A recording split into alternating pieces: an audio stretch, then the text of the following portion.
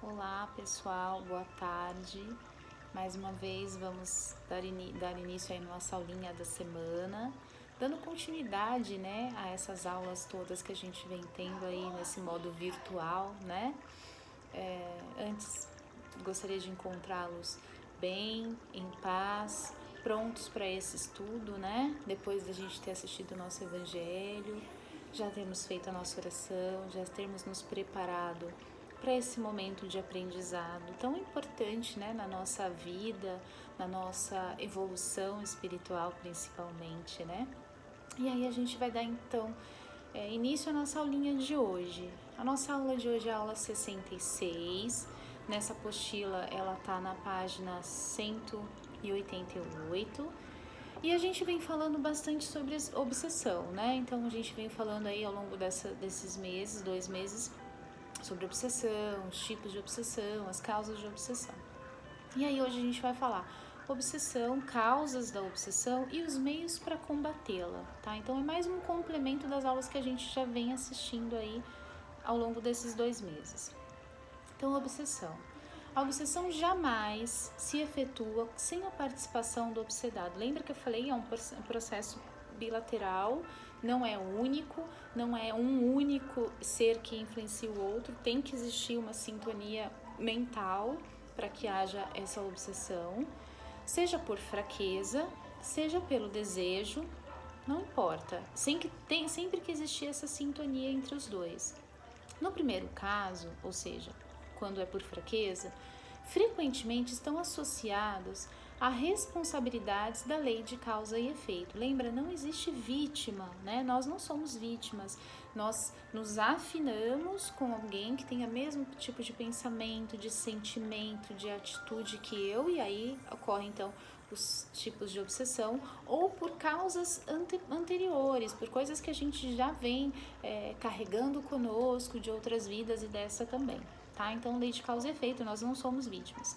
E no segundo, que é pelo desejo, as tendências do comportamento do homem, ou seja, aquelas que a gente ainda carrega e ainda continua errando e praticando coisas que atraem esses irmãos com a mesma afinidade. Emmanuel fala em Estude e Viva, lição 35, que é forçoso recordar, sobretudo, que os alicerces de qualquer ambiente espiritual começam nas forças do pensamento. O pensamento é força criadora, né? Então tudo começa ali, ó, ele fala que os alicerces de qualquer ambiente espiritual começam na força do pensamento. Complementando o seu esclarecimento, sempre que você experimente um estado de espírito tendente ao derrotismo, perdurando por várias horas, sem causa orgânica ou moral de destaque, pense na hipótese de uma influenciação espiritual sutil. Ou seja, quando eu começo a me sentir para baixo, ai, tudo vai dar errado na minha vida, nada funciona, comigo tudo fica ruim e não sei o que.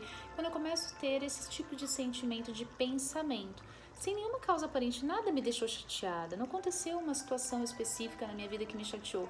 Eu estou com esse tipo de sentimento e ele vem se arrastando por hoje, ontem, alguns dias. É algo para a gente chamar a atenção e falar, opa, pode ser que eu esteja sofrendo uma influenciação, ainda que sutil. Coloco Emmanuel como fatores que mais revelam essa condição da alma, as dificuldades de concentrar ideias e motivos otimistas, ou seja, eu não consigo, eu olho um sol lindo, né? Eu particularmente gosto muito de olhar o sol e de agradecer a Deus pelo dia, né? Mas olha aquele sol lindo e não vejo motivos para agradecer. Olho a chuva e não vejo motivos para agradecer. Eu não vejo nenhum motivo, não vejo nada na minha vida que seja motivo de agradecer. Eu não consigo me manter motivada no otimismo. Indisposição inexplicável, tristeza sem razão aparente ou pressentimentos de algo ruim que vai acontecer, aborrecimentos de graça do nada, pessimismos, irritações surdas, ou seja, sem motivos, hiperemotividade, ou seja, eu tô muito nervosa, eu tô muito agressiva, eu tô muito chorona, eu tô muito depressivo, enfim. E tantos outros motivos. Então ele fala que são fatores que revelam essa condição da alma, ou seja, essa predisposição, né? Então a gente precisa ficar antenado que pode ser que a gente esteja sofrendo uma influenciação sutil. Os motivos, as causas da obsessão variam segundo o caráter do espírito, no livro dos médiuns, capítulo 23.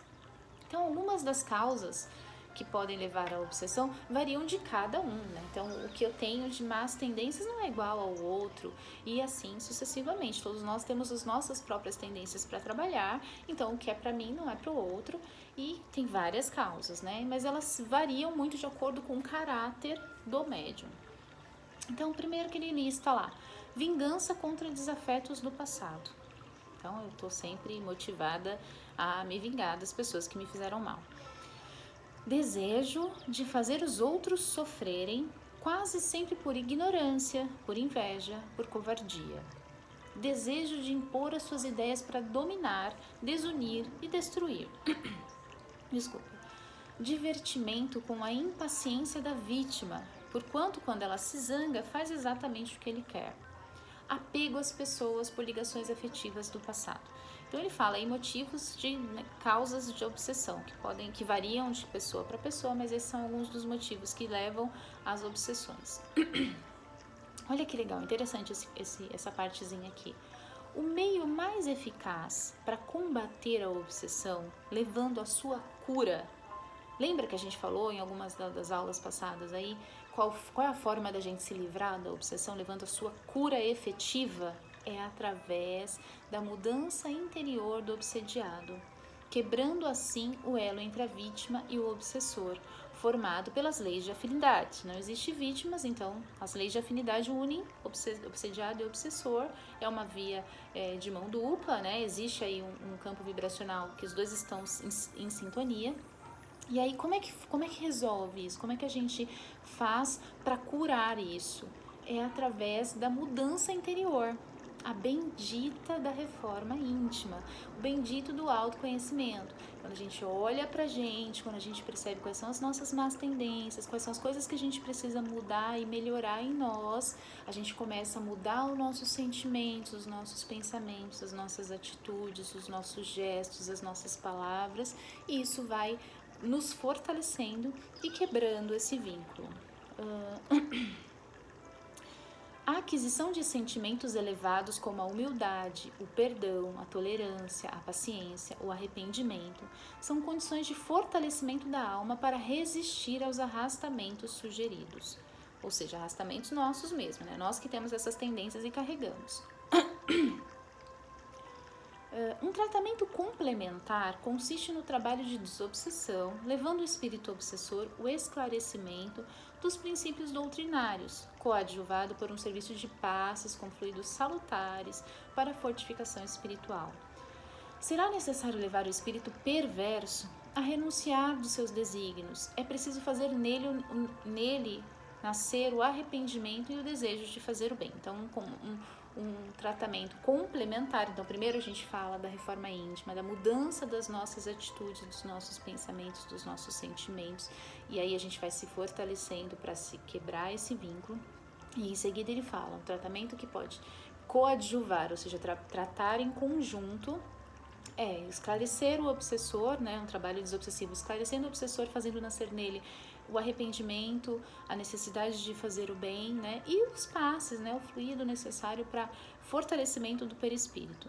Em resumo, pode-se dizer que duas são as medidas essenciais: a reforma íntima de ambos, por suas imperfeições morais, prece a Deus e a vigilância nas atitudes, para se guardarem na proteção dos bons espíritos.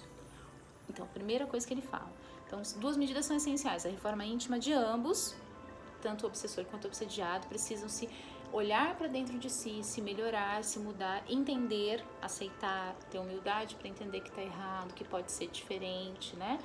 E isso começa a mudar. E aí, prece a Deus e a vigilância nas atitudes, para se guardarem na proteção dos bons espíritos. Aí ele fala, o tratamento deve ser feito segundo as características de cada processo obsessivo, como a gente vem falando nas outras aulas, né? Então tem a obsessão simples, tem a fascinação, subjugação, possessão. Então, cada um desses processos tem um tratamento diferente, né? E nós vamos lidar com isso de uma forma diferente, né? Cujo reconhecimento decorre dos seguintes sintomas. Então, ele fala no livro dos médiuns, tem uns sintomas aí para a gente identificar o tipo de obsessão, tá? Então, primeiro, que ele fala lá. Insistência de um espírito em comunicar-se, quer queira ou não o médium. Então eu tô aqui gravando a nossa aulinha, conversando nesse bate-papo gostoso e de repente um espírito quer se comunicar e eu tenho que deixar. Isso é um sinal de alerta, né? Uma entidade querendo se comunicar contra a vontade do médium, contra, assim, sem o preparo, sem estarmos no ambiente preparado, sem estarmos realmente sintonizados com a casa ou com a proteção do nosso mentor. Ele quer falar, é algo pra gente se preocupar. A ilusão, que não obstante a inteligência do médium, não impede de reconhecer a falsidade e o ridículo das comunicações recebidas. Então a gente presta atenção naquelas comunicações em que você fala, mas isso é um absurdo, né? Esse tipo de comunicação é absurda. A gente tem que prestar atenção também. Isso pode ser um alerta pra gente, pode não, é um sinal de alerta pra gente poder ficar, olha, opa, alguma coisa não está certa. Crença na infalibilidade, ou seja, que ele se crê infalível e na identidade absoluta dos espíritos. Então, um espírito se comunica e fala, eu sou fulano de tal, nascido não sei onde, em tal ano, tal, fiz tal coisa, sou doutor fulano de tal, ou fulano de tal não sei das quantas. Então, primeira coisa, a identidade dos espíritos, a gente estudou lá no comecinho do curso, né? Os espíritos elevados, eles não se apegam a esse tipo de coisa, a gente não precisa saber, né, da identidade dele, quem ele foi, o que ele fez, quais são os títulos que ele tinha, isso, né, não são interessantes para nós. E eles também se creem infalível, então eu não falho, eu não erro, eu sou perfeito, tudo que eu falo é certo, você tem que seguir porque tá certo, sinal de alerta. Disposição para afastar-se das pessoas que podem esclarecê-lo. Opa, sinal de alerta. A gente tem na vida, né? Aquelas pessoas que puxam as nossas orelhas, né? Aquelas pessoas que, de vez em quando, a gente tá fazendo uma coisa errada, a pessoa fala, opa, peraí, não é assim, presta atenção, pensa direito. Um sinal de alerta é quando a gente, primeira coisa, a gente se afasta dessas pessoas, porque a gente não está afim de ouvir essa crítica. Não está a fim de ouvir aquela pessoa que pode nos auxiliar a esclarecer. Então pode ser uma influência de um espírito, né? Nos influenciando a ficar longe de alguém que pode abrir os nossos olhos e nos orientar a fazer uma oração, a mudar nosso pensamento, né? Intolerância para as críticas feitas às comunicações que recebe. Então, opa, eu não posso ser criticado, porque se eu trabalhei, fiz meu trabalho, recebi aqui uma entidade, fiz uma carta, psicografei, pintei, sei lá, não importa. E aí alguém veio me trazer uma crítica àquilo e eu não aceito de jeito nenhum. Eu me pego muito pensando naquela frase de Chico, né? Ouça todas as críticas. Se elas forem verdadeiras, então ótimo, quem fala a verdade não merece castigo, acate e busque a melhora. Se elas não forem verdadeiras, deleta e segue com a sua vida. Mas ouça todas as críticas, né? Nem todas as críticas são construtivas, mas é importante que nós ouçamos as críticas para que a gente possa ter esse crivo, para ter esse filtro. Opa, eu trabalhei aqui hoje e aí de repente alguém vem e traz uma crítica, eu ouço aquela crítica e posso olhar e falar, pera, essa crítica traz algo construtivo, realmente poderia ter sido assim, assim, assim, assim. Pode ser um sinal de alerta, pode ser que essa crítica está trazendo algo que eu devo avaliar em mim, se não é uma influência não muito boa. Não, essa crítica não me pertence, não é meu. Ok, também, gratidão pela crítica e segue a vida. Mas é importante que a gente tenha essa tolerância em ouvir críticas, sim, ao nosso trabalho, ao trabalho numa casa espírita, as coisas que a gente faz na vida, né? E normalmente a gente tem pessoas próximas de nós que gostam de nós, que torcem por nós e que puxam as nossas orelhas, que são os nossos críticos. Então eles trazem pra gente um puxão de orelha necessário pra gente avaliar e falar, opa, peraí, deixa eu ver se essa luzinha do alerta não tá acesa. Necessidade constante e inoportuna de escrever. Então, a mesma coisa.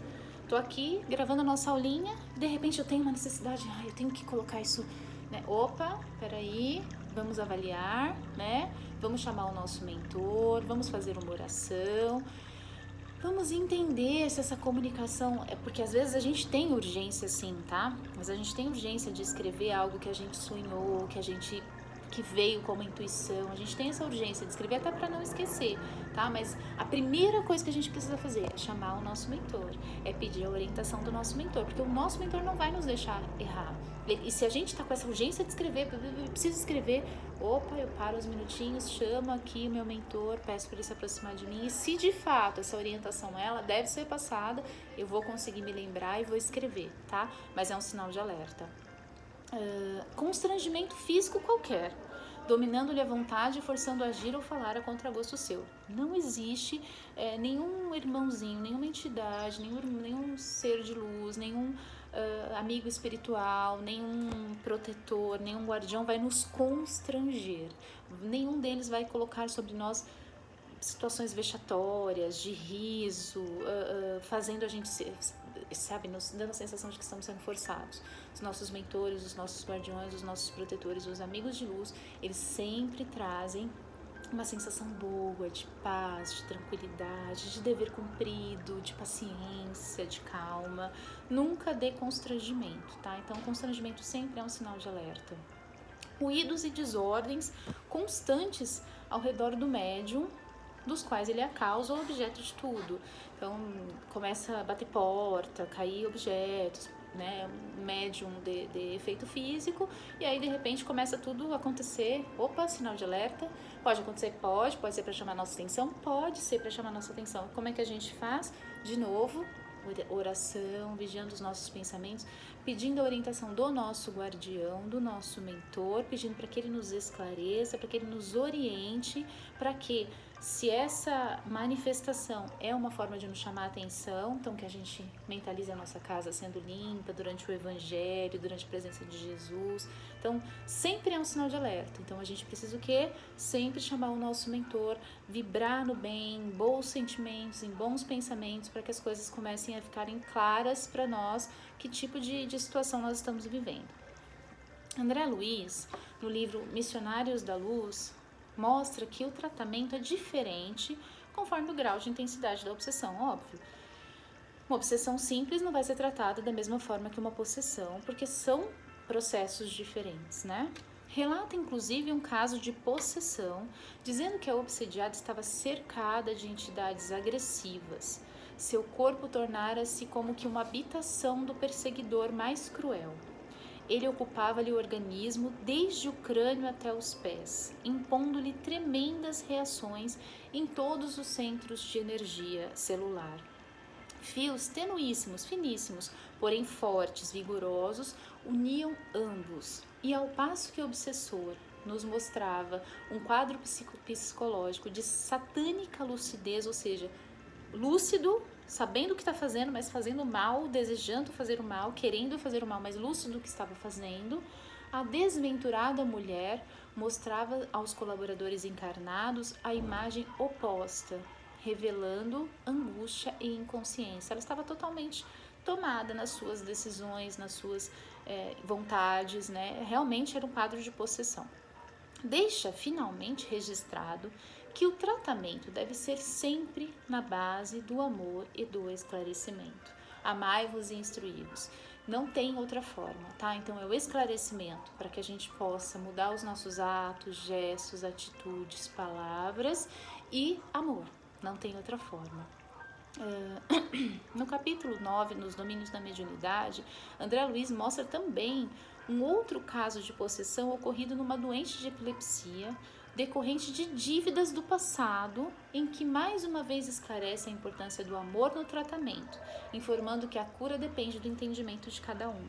Então, lembrando, num processo obsessivo não existem vítimas, nós somos afins daquilo que está acontecendo, ou por passados, né, por coisas que fizemos ontem ou na vida passada, mas sempre pelas nossas imperfeições morais, aquilo que a gente ainda tem oportunidade de melhorar em nós, mas sempre é um processo bilateral, sempre vem de ambos os lados, um requer a aceitação da influência do outro, e eles são afins, eles se afinizam, então por isso acontece. Então, mesmo nesse caso, muito claro como ele fala, que existe dívidas do passado. Então, ela estava sendo obsediada, apesar de ter epilepsia, por dívidas do passado, tá? Então, é uma forma de ajuste. E o mais importante, ele deixa muito claro que o amor no tratamento, o amor e o esclarecimento são uma chave fundamental para mudar o quadro. De modo geral, todos os homens, deixa eu ver se é isso mesmo, de modo geral, todos os homens estão sujeitos à obsessão, todos nós, sem exceção. Mas os médiuns, todos somos médiuns, certamente mais do que os outros, estão enlaçados em tremendas provas, devem aprender sem desanimar e servir ao bem sem esmorecer. Então, claro, com a mediunidade, lembra que a gente fala sobre a mediunidade, é uma ferramenta de trabalho, nós não somos privilegiados, nós não somos anjinhos com asas, nós não somos bonzinhos, nós somos muito pelo contrário, somos espíritos devedores que fracassamos de forma desastrosa na nossa vida evolutiva, na nossa trajetória espiritual, e que pedimos a permissão de Deus para reencarnarmos com a mediunidade, né, com os nossos dons mediúnicos, com as nossas capacidades mediúnicas, como uma ferramenta de trabalho para a nossa evolução. Uma ferramenta de trabalho para que a gente possa melhorar a nós, ao ambiente que vivemos, as pessoas próximas a nós, para sermos mensageiros da palavra de Jesus. Então, é uma ferramenta de trabalho. Então, natural que nós, né, como usando essa ferramenta de trabalho, tenhamos aí tremendas provas para a gente se resgatar, mas ele fala, nós devem aprender sem desanimar e servir ao bem sem esmorecer, ou seja, sem desanimar mesmo, seguindo, fazendo bem, se melhorando, procurando cada vez mais melhorar o ambiente que se vive, e assim a gente vai melhorando a nossa, vai causando esse desenlace aí dessas influências. Diz Kardec que não há nenhum processo material, nenhuma fórmula, sobretudo, nenhuma palavra sacramental com o poder de expulsar os espíritos obsessores. O que falta, em geral, ao obsediado é a força fluídica suficiente, e, nesse caso, a ação magnética de um bom magnetizador pode dar-lhe ajuda eficiente, ou seja, o passe auxilia. Então, não existe uma forma da gente expulsar aquele espírito obsessor. Não existe. A forma que existe é através do entendimento, do autoesclarecimento, do esclarecimento daquele irmãozinho e do amor. Atitudes benéficas que vão facilitando o desenlace dos dois. Então, reforma íntima para os dois, o entendimento do caminho para os dois, da humildade, do reconhecimento, do perdão. Isso vai mudando, vai desenlaçando a obsessão. Porém, ele fala que às vezes o que falta para aquele que está sendo obsediado é a força fluídica, porque ele está caidinho, né, bem murchinho. E aí, claro que o passe tem uma grande influência, tem uma força super legal que vai fortalecer os centros de força desse obsediado, que ele vai conseguir se restaurar e vai conseguir mudar o pensamento, mudar as atitudes, mudar a forma de agir. Tá? Então, a força fluídica que ele precisa, o passe pode auxiliá-lo para que ele possa ter forças para reagir. Em Obras Póstumas, no capítulo das Manifestações dos Espíritos, parágrafo 7, Kardec menciona: quando dois homens lutam corpo a corpo, aquele que dispõe de mais fortes músculos é que abate o outro. Com o espírito, tem-se de lutar não corpo a corpo, mas espírito a espírito, e é ainda mais forte o mais forte é o que triunfa. Aqui a força reside na autoridade que se possa exercer sobre o obsessor, e essa autoridade está subordinada à superioridade moral. Não existe outra forma da gente reagir, nem da gente mudar um caso de obsessão, se não for pela autoridade moral. Não existe outra autoridade. Não, como ele fala, não tem palavras sacramentais, não existe fórmulas, não existe. Somente o que existe é nosso auxílio moral. Então, eu só posso conversar com esse irmãozinho para auxiliá-lo se eu tiver condições morais para fazer isso, né? Então, ele fala... durante um processo obsessivo não é uma luta corpo a corpo, é uma luta espírito a espírito, onde o forte permanece. Então o forte é aquele que tem mais força para influenciar. E como é que a gente muda essa força? Como é que quando a gente tem a melhora moral através da nossa reforma íntima? Por isso temos, pois, que nos persuadir que não há, para alcançarmos aquele resultado, nem palavras sacramentais, nem fórmulas, nem talismãs, nem sinais materiais de nenhuma forma. Antes, pois, de pretender domar um espírito mau, que se cuide o homem de domar a si mesmo. E isto ele consegue, através da boa vontade, secundada pela prece e pela vigilância. E ele termina o parágrafo dizendo: ajuda-te a ti mesmo, e o céu te ajudará. É uma frase de mega responsabilidade. Ajuda-te a ti mesmo, o céu te ajudará. Não existe forma da gente domar um espírito mau, existe forma da gente fazer isso conosco, através das nossas más tendências, da gente reconhecer as nossas más tendências, reconhecer aquilo que a gente precisa melhorar, olhar para isso como oportunidade, como gratidão, entender que a nossa mediunidade é uma ferramenta de trabalho para nos melhorar, para melhorar o ambiente que vivemos, as pessoas com quem convivemos, que tudo em nossa vida é oportunidade. A gente começa a olhar isso e começa a se melhorar. Olha que bacana. Aí ele fala, prece, a vigilância e essa frase. Eu encerro nossa aulinha de hoje com essa frase: ajuda-te a ti mesmo e o céu te ajudará. É a melhor forma da gente entender como se livrar de um processo obsessivo. E quando a gente começa a entender que a gente erra, que nós somos falhos, que nem sempre as críticas vêm para nos destruir, que muitas vezes elas vêm para nos auxiliar, para nos trazer um alerta de onde a gente está errando, é olhando para dentro da gente, é se melhorando, é olhando cada oportunidade de melhora e agradecendo por essa oportunidade e ficando feliz com cada melhora, né? É olhando para a gente e falar, poxa, eu já melhorei, eu estava assim, agora eu estou diferente, mas eu tenho mais oportunidades, eu tenho mais chances de melhorar e assim a gente vai seguindo.